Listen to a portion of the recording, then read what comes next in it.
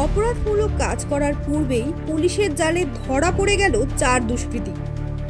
Siliguri metropolitan পুলিশের শিলিগুড়ি থানার anti crime উইংয়ের কাছে গোপন সূত্রে খবর আসে, শিলিগুড়ি থানার অন্তর্গত সূর্য সেন পার্কের কাছে মহানন্দাপাড়া নদীর চরে বেশ কয়েকজন দুষ্কৃতী শুক্রবার রাতে অপরাধমূলক কাজ সংগঠিত করার জন্য জড়ো হয়েছে। গোপন সূত্রে এই খবর পাওয়া মাত্র অভিযান চালায় শিলিগুড়ি থানার অ্যান্টি ক্রাইম উইং। তবে পুলিশের এই অভিযানের আজ পেয়ে বেশ কয়েকজন দুষ্কৃতী পালিয়ে যেতে সক্ষম হলেও পুলিশের জালে ধরা পড়ে যায় 4 দুষ্কৃতী। ধৃতদের নাম পঙ্কজ বসাক ওরফে টোটো, বাড়ি শান্তিনগর; সোনাবাবু সাহানি, বাড়ি দুর্গানগর; গোপাল শর্মা, বাড়ি বাগড়াকোট; পলাশ মণ্ডল, বাড়ি টিকিয়াপাড়ায়। ধৃতরা শিলিগুড়ি শহরে ডাকাতির ছক কষেছিল বলে পুলিশ সূত্রে জানা গেছে।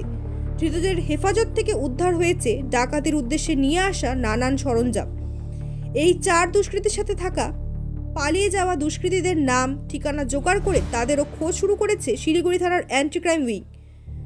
ধৃত 4 দুষ্কৃতীকে শনিবার শিলিগুড়ি আদালতে পেশ করা হয়। Bureau report, news up daily.